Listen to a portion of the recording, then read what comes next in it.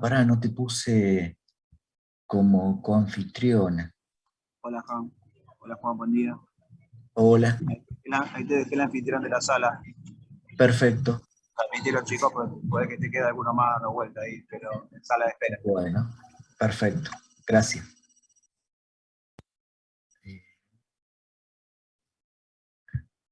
Peletti. Nos vemos. Chao, chao. Gracias, muy amable. Chau, chau. Bien, ahí ya estás, Mica, así que ya podés dar ingreso a todos. Ya entró Sakamoto, así que podemos dar comienzo. Entonces vamos a volver a compartir pantalla. Ahí está. Bueno, todos ven bien y escuchan bien, ¿verdad? Sí.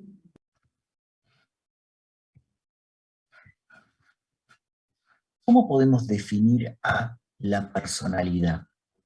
¿Qué te parece, Julieta, Raya y Elvia Wood?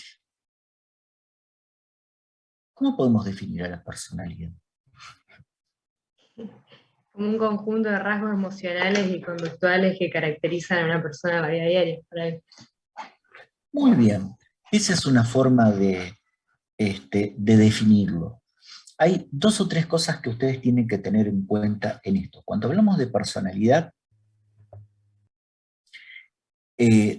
normalmente lo que tendemos a hacer es a describir rasgos.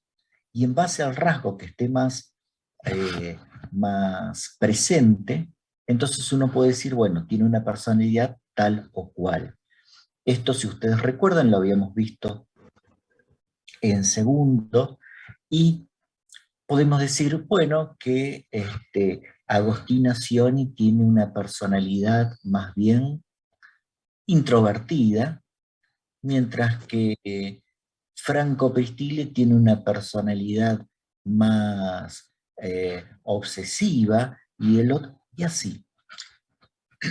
Siempre estamos hablando de rasgos normales, ¿sí? A diferencia de los otros cuadros psicopatológicos, estos son rasgos que permanecen durante toda la vida, son inalterables, son parte de nuestra esencia. ¿Está? Entonces uno puede, por un lado, tratar de modular esos rasgos, pero es difícil que una persona cambie. Entonces, vos decís, bueno, yo con el tiempo voy a esperar para que esta persona... No, las personas raramente cambian su esencia. Podemos decir entonces que una personalidad se caracteriza por un esquema tanto de pensamientos como sentimientos como actuaciones. ¿Esto qué es lo que quiere decir? A veces uno se deja llevar solamente por lo que dice, pero no. La personalidad también define cómo son tus sentimientos. ¿Sos una persona más sensible? ¿Sos más fría? ¿Sos una persona que... ¿cómo actúas? ¿Cómo te ves? ¿Sos una persona impulsiva? No, sos contenedora, etc.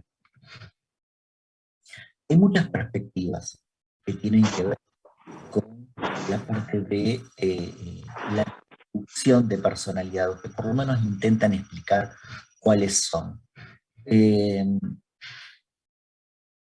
Ya han visto ustedes bien todo lo que tiene que ver con el enfoque psicoanalítico.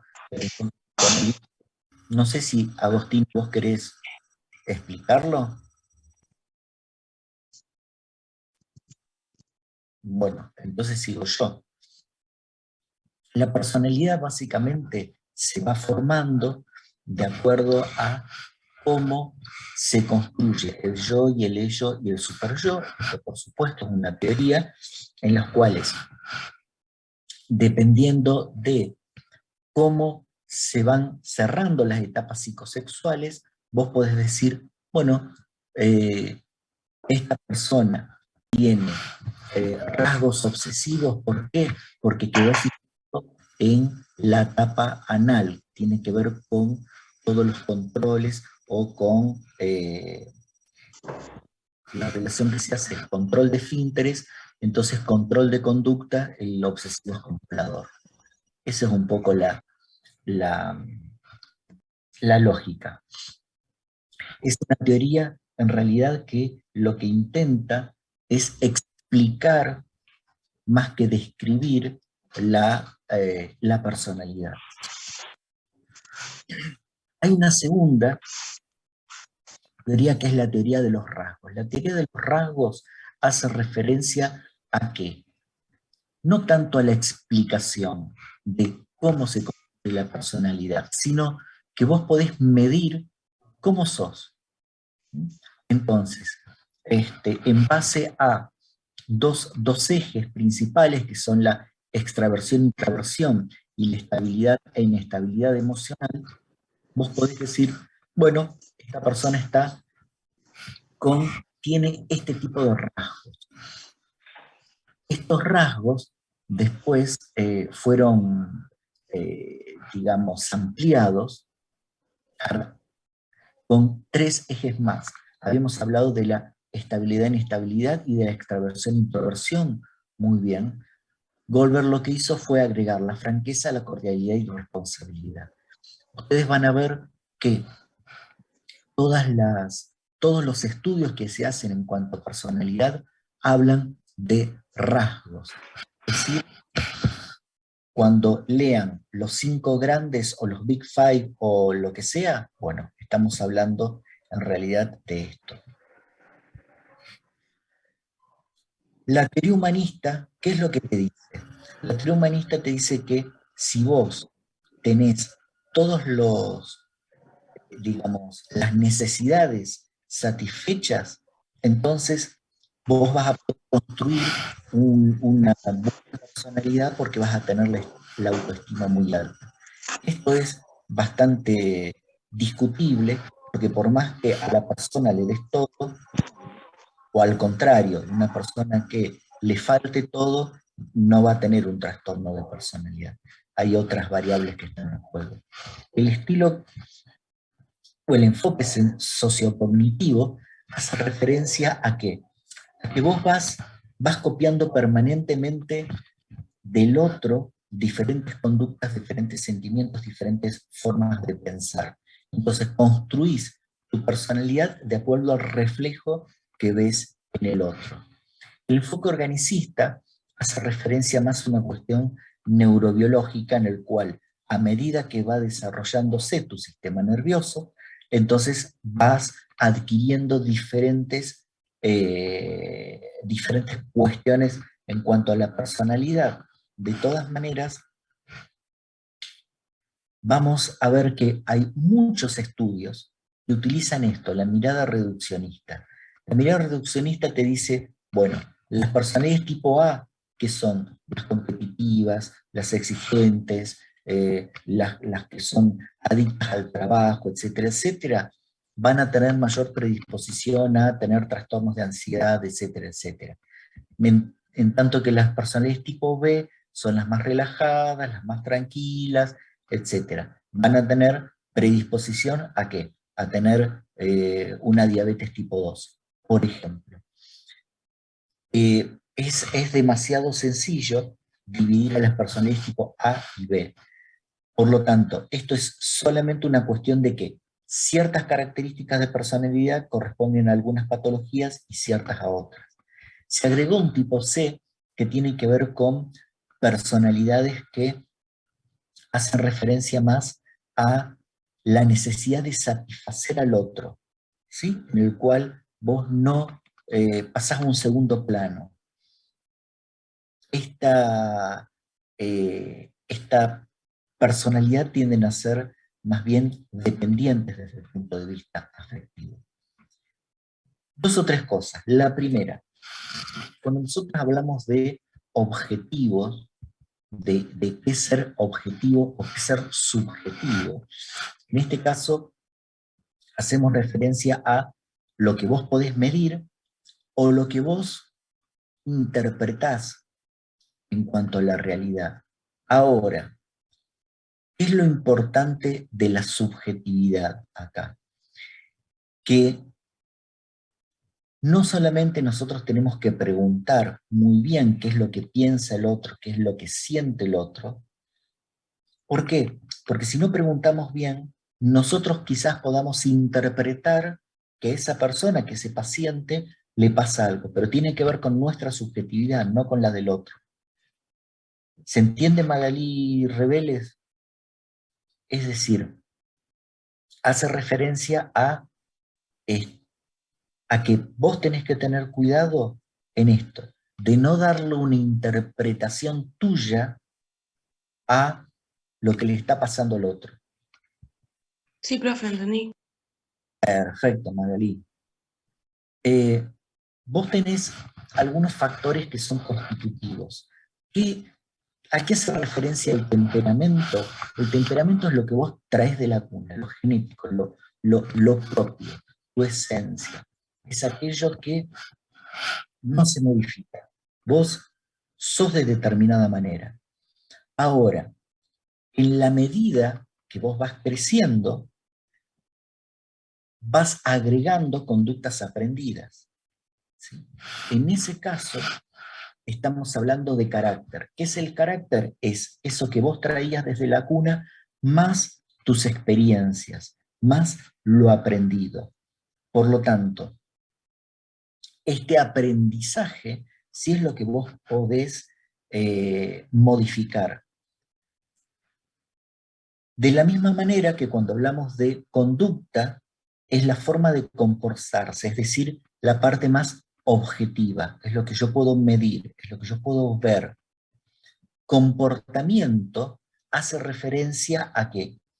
A que yo acá incorporo algunas otras cuestiones que tienen que ver con lo subjetivo. Por lo tanto, vamos a tener que si yo me dedico solamente a ver, espérate, a ver, no sé, si yo lo veo a Mateo, ¿sí? Que está ahí haciendo caritas y se rasca la cabeza, y bueno, está viendo, mirá, qué bien estoy para tomarme una selfie ahora, y qué sé yo, eso es lo que yo veo. Pero a lo mejor Mateo está pensando, uy, me clavó la mirada a mí, entonces ahora, qué cara pongo? ¿Presto atención? No, me hago el interesante. Es decir, eso, lo que él va pensando mientras actúa, hace referencia al comportamiento. ¿Se entiende?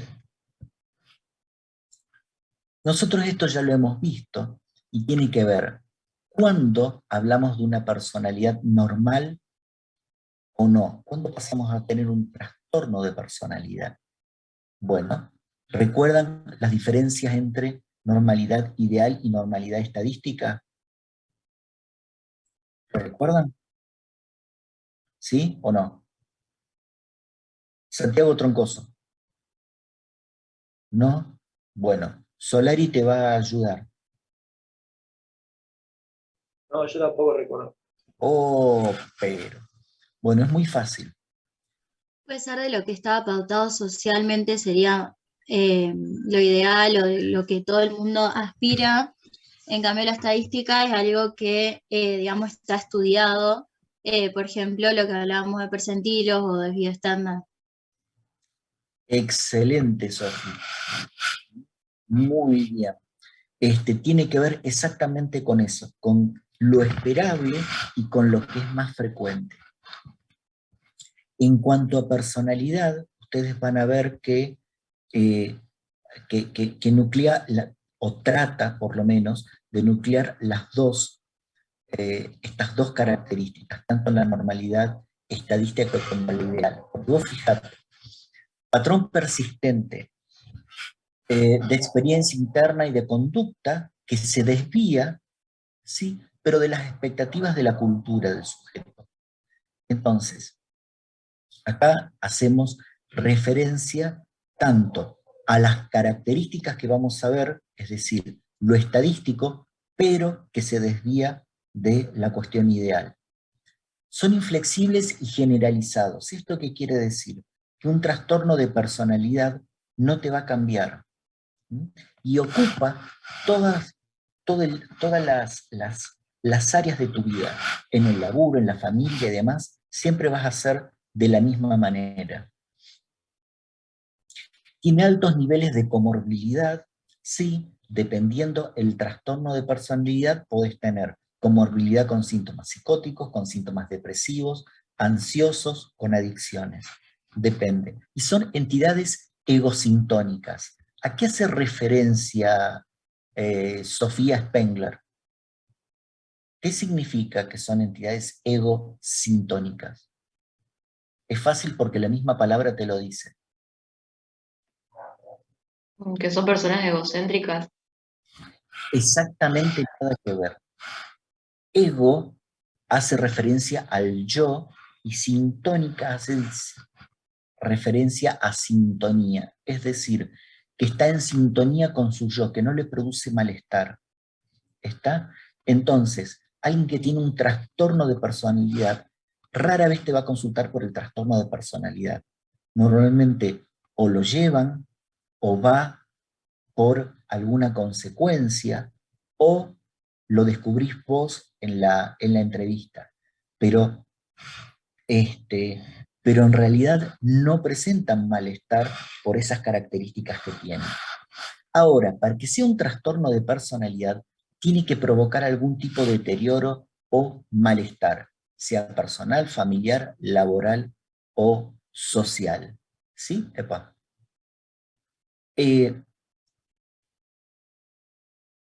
En general, tanto los trastornos de personalidad del DSM como del CIE-10 son bastante parecidas. Vamos a utilizar las del DSM, no porque sean mejores, sino porque es lo que más se utiliza, es el manual. Incluye el A, B y C. Los extraños excéntricos, los dramáticos, bla, bla, bla, y los ansiosos, bla, bla, bla. Vamos a ir viendo cada uno de ellos. Cuando hablamos de la personalidad paranoide, el paranoide, ¿sí? Si vos tuvieras que definirlo, es el tipo desconfiado. Está todo el tiempo pensando que lo quieren joder, de alguna manera. En el trabajo, la pareja, los amigos, siempre se quieren aprovechar de él.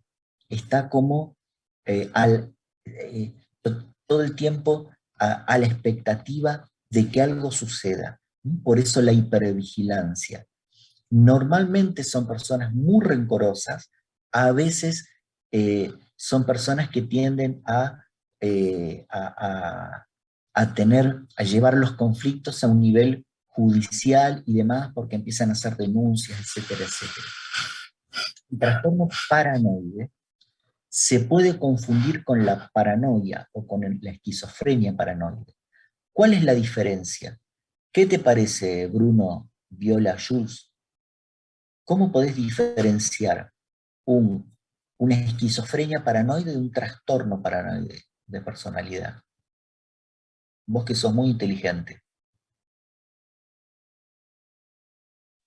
Que el trastorno es sostenido. Muy bien. Una de las cuestiones es que el tipo nace así y se sostiene. Mientras que en la esquizofrenia vos venías bien y de pronto ¡pac!, te pones paranoide. La segunda característica tiene que ver con que en la esquizofrenia paranoide hay un delirio. Hay toda una historia que te cuenta. ¿Sí? Acá no, acá es como la sospecha de, y no sé, me parece que...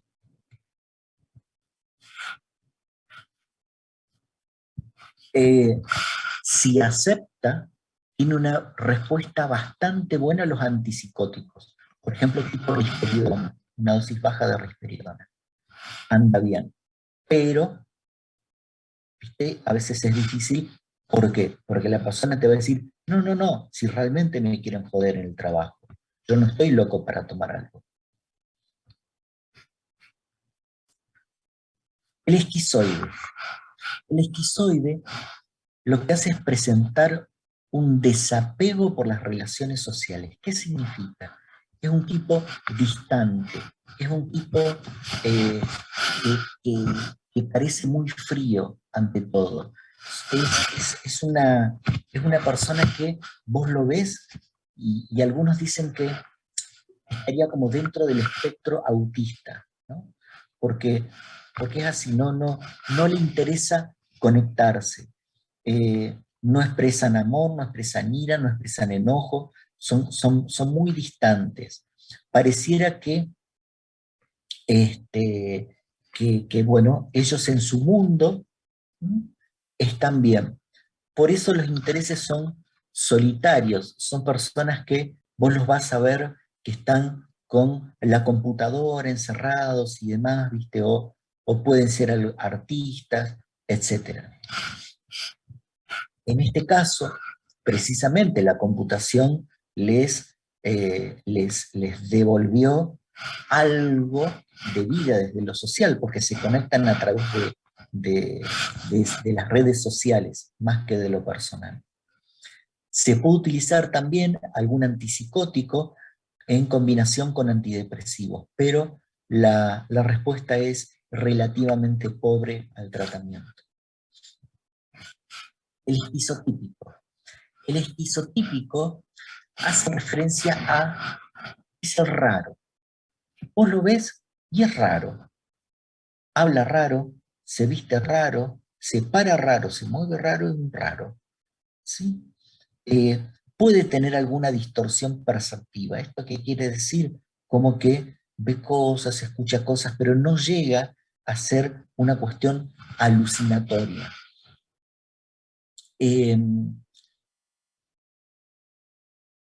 La forma de comportarse y de pensar muchas veces te hace confundir y vos decís, este tipo, no sabés si es un genio o es un loco. Hay muchos artistas que son esquizotípicos. ¿Por qué? Porque ven el mundo diferente y las conexiones que hacen en su cabeza son diferentes. Entonces, por eso es que pueden ser o grandes artistas o un desastre. No hay un tratamiento específico para ellos, a veces responden bien a antipsicóticos a dosis muy, muy bajitas. Pasamos al grupo B. El primero que tenemos es el trastorno antisocial de la personalidad. Esto es lo que antes se denominaba, o hay todavía autores que lo llaman al psicópata. La psicopatía, según el DSM, bueno, tiene este nombre, pero las características son similares. ¿Qué es lo que vos tenés acá? 2 o 3 características. Una, hay ausencia de culpa, no hay remordimiento, es decir, que lo que hace le importa 3 carajos. No sé si vieron en el noticiero, mostraban el juicio a un chico que había ido a robar y había asesinado a un kiosquero. Y el pibe, con cara de total frialdad, mira a los que lo acusaban a él y les hace un fuck you. ¿Vieron eso? Al pibe le iban a dar perpetuo, digamos, no hay culpa. La segunda cuestión, son personas que no aprenden con la experiencia. Por más que vos le digas, mira, eso está mal, el tipo tiene sus propias reglas, ¿sí? Por eso rompe con las reglas sociales. Él actúa de acuerdo a lo que necesita y a lo que quiere y se terminó el otro. La tercera cuestión, el otro no existe. El otro es una cosa, ¿sí? No es una persona. Entonces, al cosificarlo, hace que no sienta nada, porque es una cosa.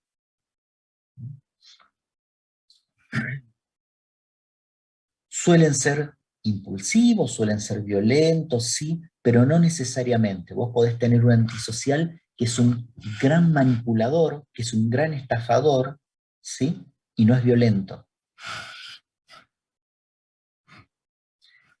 No hay tratamiento para este trastorno. Uno puede actuar sintomáticamente bajando la impulsividad o algo, pero estas personas no cambian. Muchas veces van a las consultas, pero solamente para tener un beneficio secundario.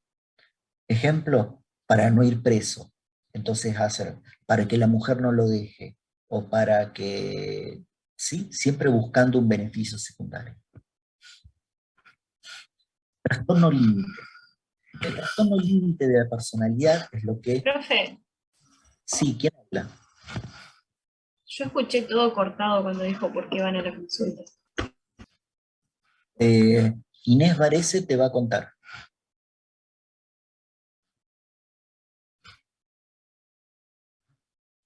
Se me cortó, profe, a mí también. Oh, Madonna. Bueno, hace referencia a que van cuando tienen algún tipo de beneficio secundario. ¿Sí? Por ejemplo, para que la mujer no lo abandone, o para no ir preso, o para... Es como que simula, va una o dos consultas y listo.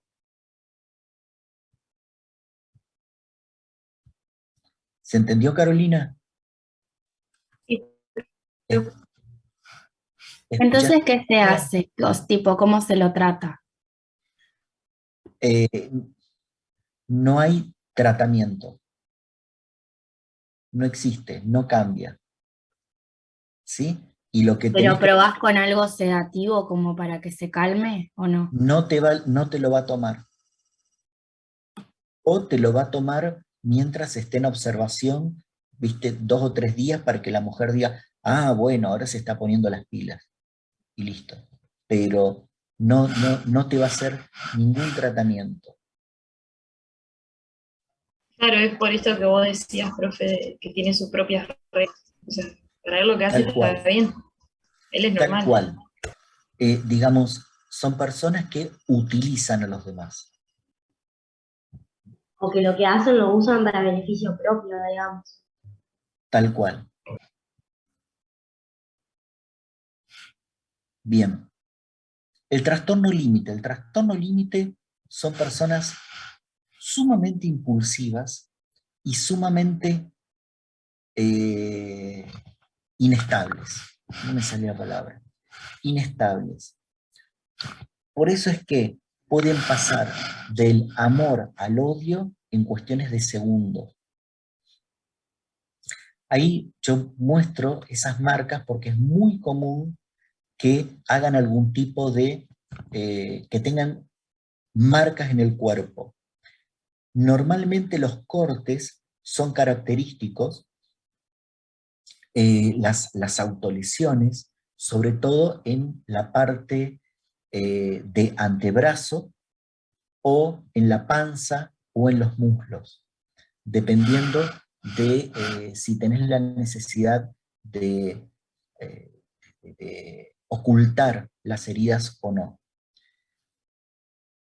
De todas maneras, también muchas veces utilizan los tatuajes. ¿Por qué? Porque el dolor físico hace que muchas veces tapen el dolor emocional. Entonces se utiliza como modo de descarga, no para querer matarse. Si bien las amenazas de suicidio o los intentos de suicidio son relativamente frecuentes, son personas que tienen una sensación crónica de vacío, ¿sí? Parecería que es como que están buscando todo el tiempo, pero cuando encuentran a esa persona les dura 10 minutos, ¿sí? Entonces vas a ver que este tipo tiene 5 hijos con 5 mujeres diferentes, ¿sí?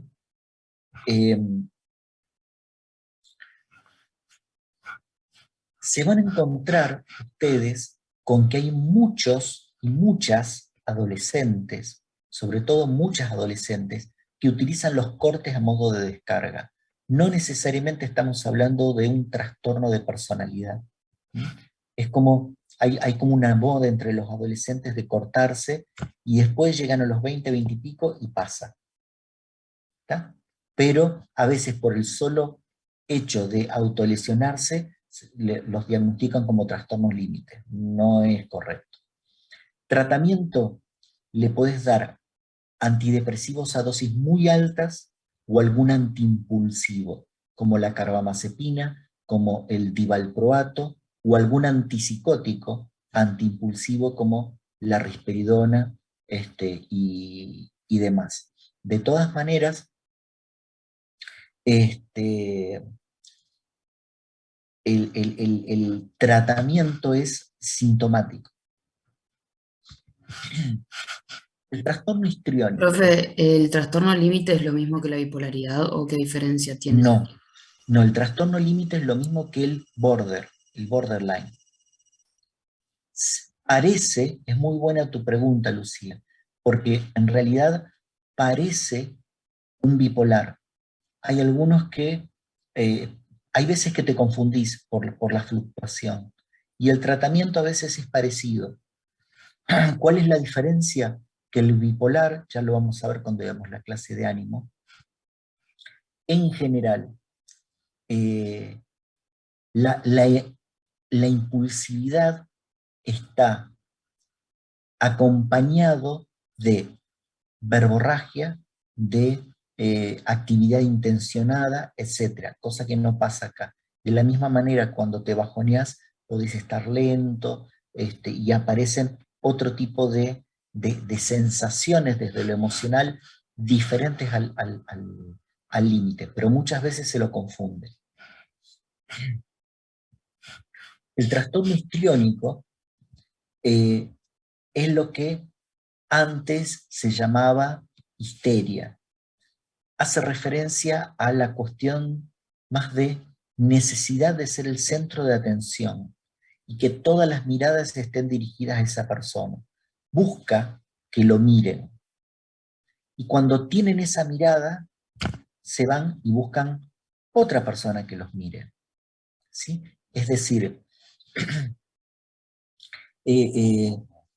actúan en función del otro. Son personas sumamente sugestionables, son personas que parecen como muy superficiales, son personas que suelen engancharse con los psicópatas. ¿Por qué? Porque el psicópata, al no prestarle demasiada atención, las personas histriónicas, págate, se enganchan más, porque están buscando esa atención. Entonces se establece ahí como un juego, ¿viste? Y se suelen formar parejas, psicópatas, histriónicos. Tratamiento no hay desde el punto de vista farmacológico. El trastorno narcisista. El trastorno narcisista es un cuadro que por lo menos de lo personal a mí me saca de las casillas. No puedo atender personas narcisistas. Son personas extremadamente grandes, son lo mejor que existe, ¿sí? No hay nada mejor que ellos. Imposible de ser empáticos, son muy arrogantes, son muy envidiosos, son personas que todo el tiempo están buscando que vos lo adules, ¿sí? Si no, a vos no servís. Por supuesto que jamás te va a consultar un narcisista. ¿Por qué? Porque sabe mucho más que vos, ¿sí? Y si tiene alguna patología clínica, agarrate la cabeza porque te va a cuestionar absolutamente todos los tratamientos o las indicaciones que vos le des.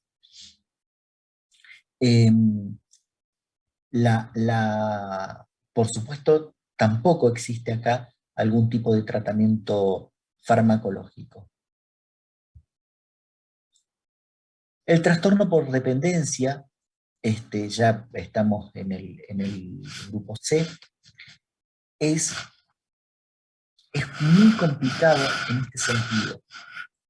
Son personas que son extremadamente sumisas, son personas totalmente manejables, son personas que cuando vos lo ves la primera vez decís, ay, pobre persona, pobrecito, ¿por qué no puede despegarse de tal o cual cosa? Por ejemplo, de una persona violenta.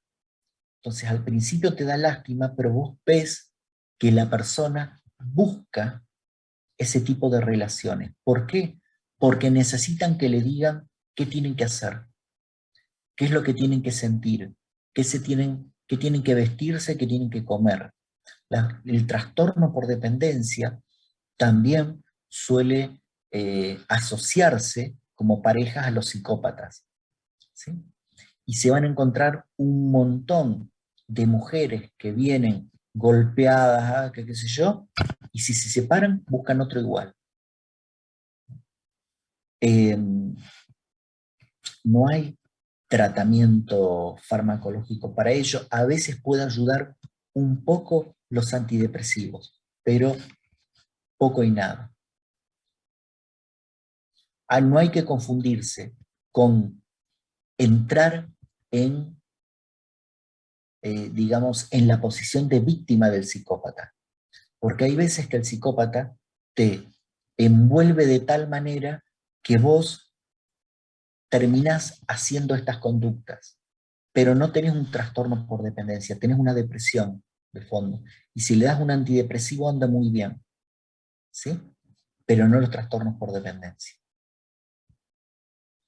El trastorno evitativo es como si fuera un tímido generalizado.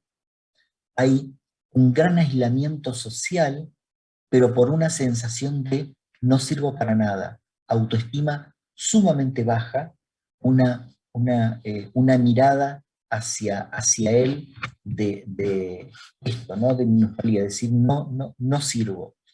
Entonces, ante ese miedo, se intenta agradar todo el tiempo, ¿sí? Al otro. Por supuesto que no lo logra, pero ¿por qué no lo logra? Porque siente que se va equivocando todo el tiempo. En este caso, tiene también una vida, un estilo de vida muy restringido, como vimos al principio, pero acá es porque se siente menos. En cambio, en el esquizoide no le interesa. Tenemos el trastorno obsesivo compulsivo de la personalidad, no es el TOC, este es personalidad TOC, en el cual aparece preocupación excesiva por el orden y el control. Son personas que necesitan tener ellos la última mirada. ¿Cómo te das cuenta por ejemplo, en el grupo de ustedes, quién tiene rasgos TOC? Es el que le va a decir, dejen, yo lo paso al trabajo en grupo. ¿Para qué? Para poder darle la última mirada, ¿sí? Que esté todo bien. Suelen ser personas rígidas, personas estructuradas, personas que tienen su agenda de cómo manejarse y demás. Responden bien al tratamiento para el TOC, nada más que con dosis más bajas. Ya cerrando, quizás ustedes han visto y se han encontrado que había algunas características, ¿no?, que ustedes tenían. Todos tenemos características de algo, pero no necesariamente estamos hablando de un trastorno de personalidad. ¿Por qué? Porque nos generan malestar y porque somos funcionales. ¿Está? El tratamiento, recuerden ustedes, tiene que ver con la farmacología. Es poco, el tratamiento de elección es psicoterapia, pero todo lo que tiene que ver con digamos, el pronóstico, ¿sí? Bueno, no funciona, es malo. ¿Preguntas? ¿Dudas? Profe, se escucha todo cortado. El que se escucha cortado es la personalidad límite. Si hay algo que no se haya entendido, me vuelven a decir y lo repito. Yo tengo una pregunta. Sí, Eh, Panoso, Ana. con respecto, por ejemplo, al trastorno por evitación o al de Sí, dependencia, ¿se puede tratar con psicoterapia? sí se Como puede para tratar, mejorar, digamos. sí se puede tratar, aunque todo lo que tiene que ver con autoestima es muy difícil, es el punto de dificultad para tratarlo en psicoterapia, pero es el tratamiento de elección. A veces puede ayudar alguna medicación antifóbica o antipanicosa. Por ejemplo, podés utilizar clonazepam o alprazolam o algún IRS como para acompañar, pero no es que que va a haber un cambio sustancial. El, el tratamiento de elección es la psicoterapia, es correcto. ¿Qué otra pregunta?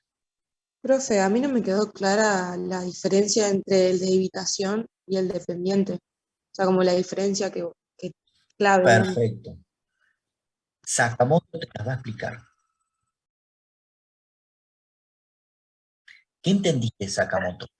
Para mí el de dependencia busca mucho el contacto con el otro y se esconde en el otro, y el de evitación todo lo contrario, o sea, está muy ensimismado y no busca la interacción. Yo no podría haberlo dicho mejor. Excelente, Sakamoto. Gracias. ¿Qué otra pregunta? Sakamoto vas a ser sí, la que va a contestar todas las preguntas de aquí en más.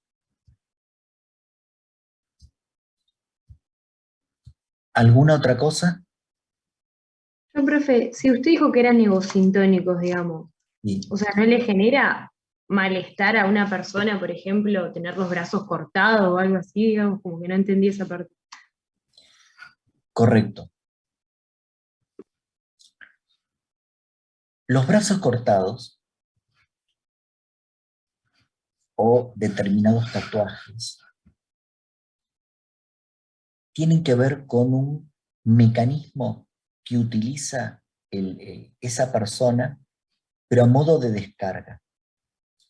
Entonces, cuando está mejor, después dice, mira estos cortes, y trata de ocultarlos.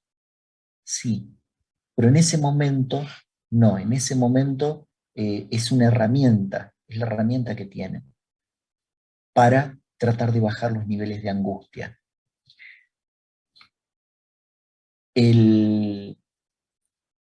Lo que uno tiene que tratar de hacer es eso, es tratar de buscar una alternativa a descargarse de otra manera.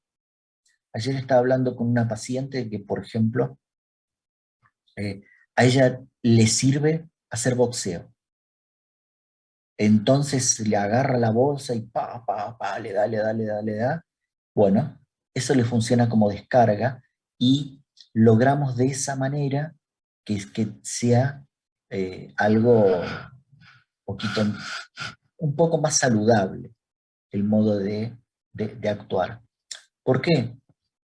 Porque en general las personas límites, como son muy impulsivas, necesitan resolverlo ahí en el momento. El hecho de tener que ir al gimnasio, descargarse y demás, hace que pueda prolongar un poco la cuestión en el tiempo. Ahora bien, en ese caso, lo que les molesta es la angustia que quieren tapar con los cortes, no los cortes. ¿Se entiende? Bien. Por lo tanto, no te va a consultar porque, mira, me vengo a cortar. Te va a consultar porque tiene esta sensación de vacío. Ahí le preguntás, ¿y qué haces? ¿Llorás? ¿Gritás? ¿Rompes algo? ¿Te cortás? Sí, me corto. ¿Está? No lo ven como un problema, sino como una ayuda. A veces tienden a ocultarlo, ¿por qué? Porque los padres no saben que se cortan, por ejemplo, o no quieren que su pareja note esos cortes. Entonces por eso pueden utilizar los muslos o los tobillos o la panza o lugares donde la ropa los tape. Cuando son más impulsivos, bueno, van a los brazos.